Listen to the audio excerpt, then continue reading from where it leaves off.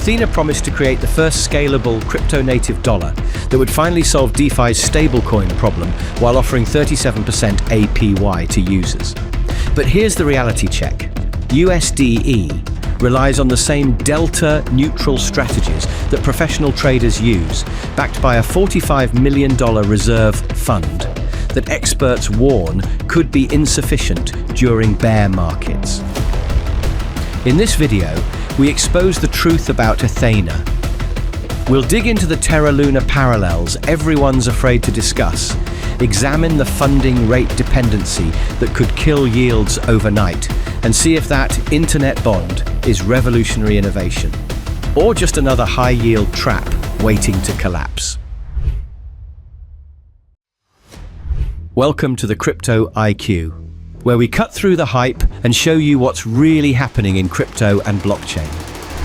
Today, we're putting Athena under the microscope, the Terra Luna parallels, why high-yield stablecoins have a history of spectacular failures, funding rate dependency, how negative rates could drain the reserve fund overnight, regulatory crackdowns, German BaFin's compliance violations and forced shutdowns, governance token manipulation, how team farming and forced vesting angered the community, delta-neutral delusions, the complex risks hidden behind safe hedging strategies.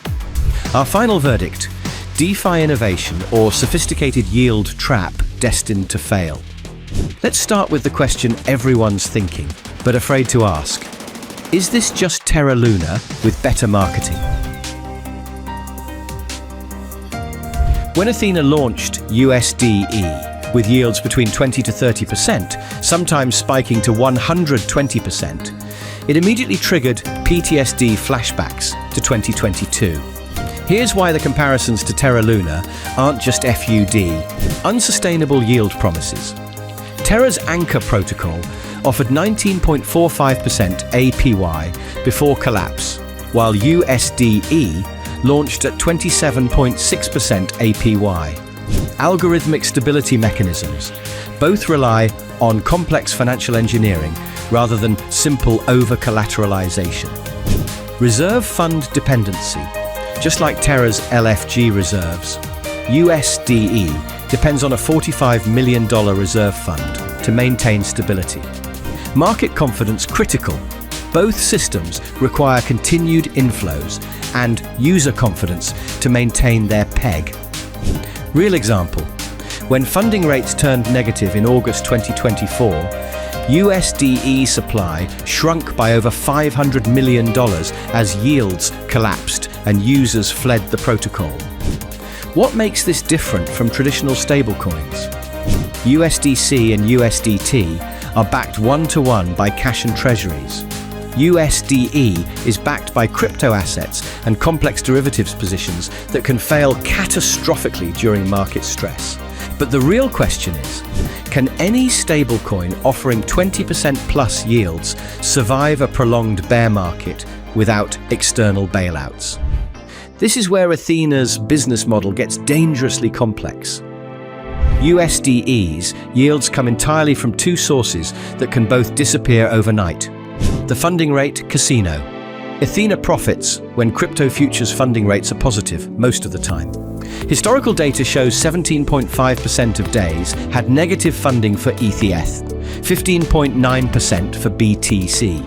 When rates go negative, the protocol must pay traders instead of receiving payments. Current reserve fund of $45 million can only sustain USDE if market cap stays below $4 billion. The math that doesn't add up. Crypto quant analysis shows Athena would need a $40 to $100 million reserve fund for market caps of $4 to $10 billion. In bear markets, negative funding rates could require keeping over 32% of all revenue in reserves. If the reserve fund depletes, USDE becomes under-collateralized with no mechanism to restore backing. The liquidity death spiral. Only whitelisted addresses can directly redeem USDE for underlying assets. Regular users must sell on secondary markets, creating depeg pressure during stress. Depegging triggers more selling. forcing whitelisted entities to arbitrage and drain reserves faster. The uncomfortable truth: Athena's entire model depends on crypto markets staying perpetually bullish with positive funding rates. Athena's regulatory problems expose the gap between DeFi ambitions and legal reality. The German shutdown. BaFin identified serious deficiencies in Athena's USDE token operations. Immediate halt to public offerings due to MiCA compliance violations. Issues related to business organization and regulatory framework violations. ENA token dropped 6.5% following the announcement. The regulatory risk cascade. EU's MiCA regulations for stablecoin issuers took effect June 30th, 2024. Athena GmbH had been issuing USDE since June 28th, just 2 days before new rules. Other jurisdictions likely to follow EU's stricter approach to synthetic stablecoins. The centralized exchange dependencies. Athena relies on CEXs like Binance and Bybit to hedge positions. Regulatory crackdowns on exchanges could eliminate hedging venues. $1.4 billion Bybit hack exposed USDE to indirect counterparty risks. This isn't theoretical. Regulatory pressure has already forced operational changes and created compliance headaches across multiple jurisdictions. ENA's governance story reveals how quickly decentralized protocols can become centralized control mechanisms. The forced vesting scandal. June 2024. Athena suddenly required airdrop recipients to lock 50% of tokens. No governance vote or community consultation before implementing changes. ENA price dropped 18% in 24 hours following the announcement. The team farming controversy. October 2024. Investigators alleged Athena Labs staked 180 million ENA tokens in farming events. Team tokens allegedly earned 20% of all rewards meant for community members. Coinbase Prime custody address received over 3 billion ENA tokens, raising centralization concerns. The governance illusion. Despite being called a governance token, major decisions made unilaterally by team. Risk committee members appointed rather than elected by token holders. Foundation controls massive token allocations with minimal community oversight. Community backlash. What's the point of a governance token? Asked frustrated users as changes were imposed without votes. The pattern is clear. ENA governance is largely performative, with real control remaining centralized. Let's examine the technical risks hidden behind Athena's safe, delta-neutral strategy. What they claim: delta-neutral hedging eliminates price risk through offsetting positions. Long ETH paired with short ETH perpetuals creates market-neutral exposure. Professional trading strategies adapted for retail DeFi users. What can actually go wrong? DPEG risk. 15% of collateral in ETH exposes USDE to ETH8 parity risk. Liquidation cascade. Margin calls on CEX positions could force emergency asset sales. Execution risk. Large transactions in volatile markets may be impossible to hedge properly. Counterparty failures. CEX outages or failures could leave positions unhedged. The cascading failure scenario. Market volatility creates ETH DPEG. Margin requirements increase on derivatives positions. Reserve fund drains to meet margin calls. Users panic and try to exit USDE. Only whitelisted entities can redeem, creating artificial scarcity. Secondary market depegging accelerates as regular users sell at discounts. Real example. During April-May 2024 funding rate volatility, USDE experienced multiple depegging events, despite the market-neutral strategy. Real-world usage. The yield farming reality. Let's examine who's actually using USD beyond speculative yield farming. What's supposedly working? USDE grew to fourth largest stablecoin by market cap.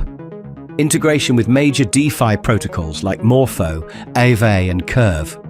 Consistent APY delivery during bull market conditions. What's actually concerning? Usage primarily driven by yield farming rather than actual payments or transactions. Massive supply shrinkage during negative funding periods shows mercenary capital. Limited adoption for real-world use cases beyond DeFi speculation. User base concentrated in yield-seeking strategies rather than diverse applications. The sustainability question: season-based reward campaigns needed to maintain user engagement. Complex token locking mechanisms to prevent immediate dumping. Heavy reliance on airdrop expectations to retain users. Without continuous high yields, USDE usage patterns suggest it's more speculation vehicle than stable payment medium. So here's our verdict on Athena. What's real? Genuinely innovative approach to creating crypto-native dollar alternatives. Working delta-neutral mechanisms during normal market conditions. Professional-grade derivative strategies adapted for DeFi. Strong technical execution and rapid user adoption. What's problematic? Fundamental dependence on positive funding rates that can disappear. Reserve fund likely insufficient for extended bear markets. Regulatory compliance issues across multiple jurisdictions. Centralized governance disguised as decentralized decision-making. Complex failure modes that regular users don't understand. Bottom line, Athena isn't a scam.